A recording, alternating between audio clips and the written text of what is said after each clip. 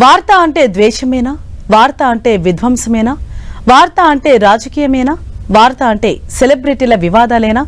వార్త అంటే నేరాలు ఘోరాలేనా? కాదు, కానే కాదు. నెగిటివిటీ మాత్రమే వార్త కాదు. వార్త సమాచారాన్ని ఇవ్వాలి. వార్త ఆహ్లాదకరంగా ఉండాలి.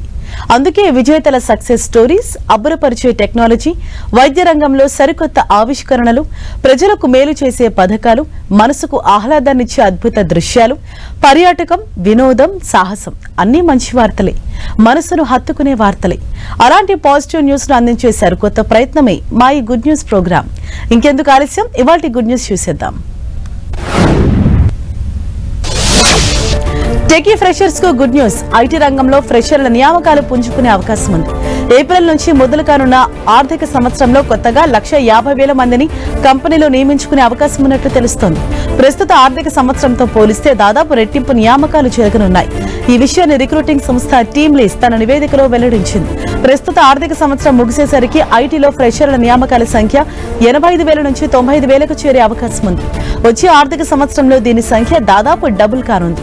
ఇక యాక్సెంచర్, క్యాప్జెమిని, కాగ్నిజెంట్ వంటి ప్రముఖ ఐటీ సంస్థలు 1,60,000 నుంచి 1,80,000 మంది వరకు ఫ్రెషర్స్ ను నియమించుకునే అవకాశం ఉందని రీసెర్చ్ అండ్ డేటా సంస్థ అన్ఎర్త్ సైట్ అంచనా వేసింది. 2024లో ఐటీ సంస్థలు పెద్ద సంఖ్యలో ఉద్యోగ కోతలు చేపట్టాయి. కొత్త నియామకాల విషయంలో ఆచితూచి వ్యవహరించాయి.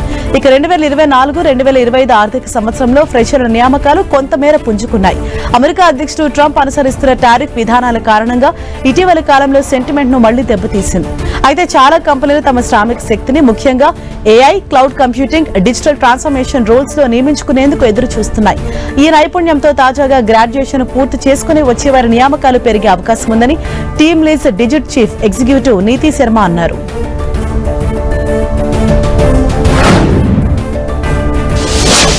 Reserve bank of India governor గా సంజయ్ మల్హోత్రా బాధ్యతలు తీసుకున్న నేపథ్యంలో 100-200 కరెన్సీ నోట్లలో స్వల్ప మార్పులు చోటు చేసుకున్నాయి.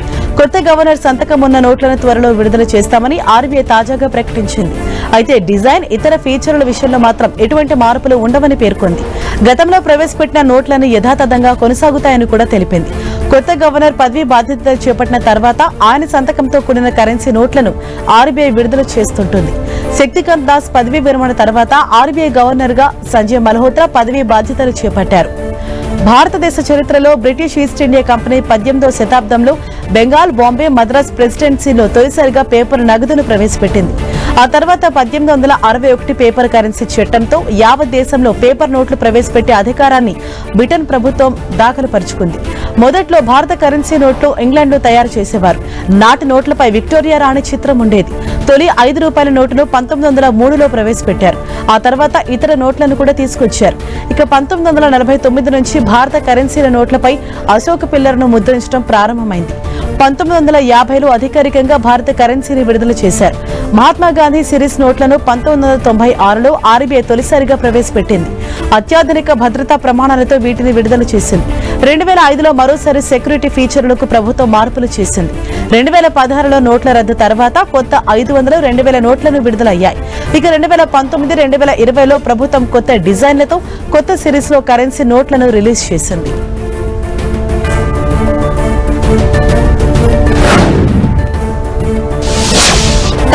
తగ్గిన బంగారం ధర మళ్లీ పెరిగిపోయింది. అంతర్జాతీయ మార్కెట్లలో పెరిగిన డిమాండ్ కారణంగా దేశీయంగా మరోసారి పసిడి ధర ఆకాశాన్ని తాకింది.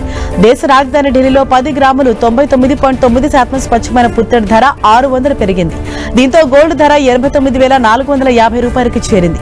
ఫిబ్రవరి 20 పసిడి ధర 89,450గా నమోదైంది.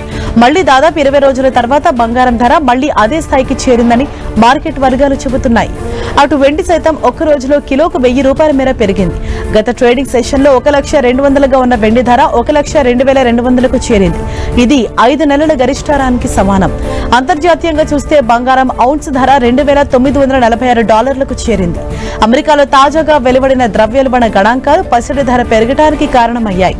అంచనాల కంటే తక్కువగా ద్రవ్యోల్బణం నమోదు కావడంతో అమెరికా ఫెడరల్ రిజర్వ్ వడ్డీ రేట్లను తగ్గించేందుకు మార్గం సుగమమవుతుంది. ఈ కారణంతోనే బంగారం వైపు పెట్టుబడులు మళ్లుతున్నాయని హెచ్డీఎఫ్సీ సెక్యూరిటీస్ లో సీనియర్ ఎనలిస్ట్ సౌమిల్ గాంధీ పేర్కొన్నారు.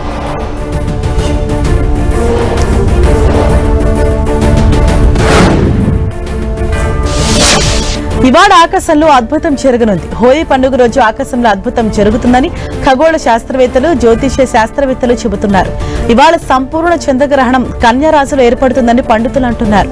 చంద్రుడు పూర్తిగా ఎరుపు రంగులోకి మారనున్నాడు. అయితే మన దేశంలో మాత్రం ఈ గ్రహణాన్ని చూడలేము. బ్లడ్ మూన్ అని పిలువబడే చంద్రగ్రహణం ఇవాళ ఏర్పడుతుందని ఖగోళ శాస్త్రవేత్తలు చెబుతున్నారు.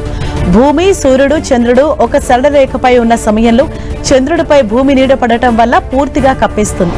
దీనిని చంద్రగ్రహణం అంటారు. గ్రహణం సమయంలో చంద్రుడు ఎప్పుడూ కనపడే రంగులోనే ఉంటాడు. కానీ ఈ బ్లడ్ మూన్ సమయంలో మాత్రం చంద్రుడు పూర్తిగా ఎరుపు లేదా నారింజ రంగులో వచ్చి కనువిందు చేస్తాడు.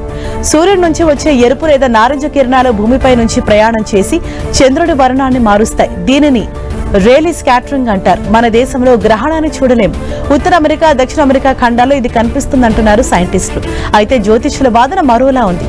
ఇది కేతుగ్రస్త ఉత్తరా నక్షత్రం కన్యా రాశిలో ఏర్పడే చంద్రగ్రహణమని వాళ్ళు చెబుతున్నారు.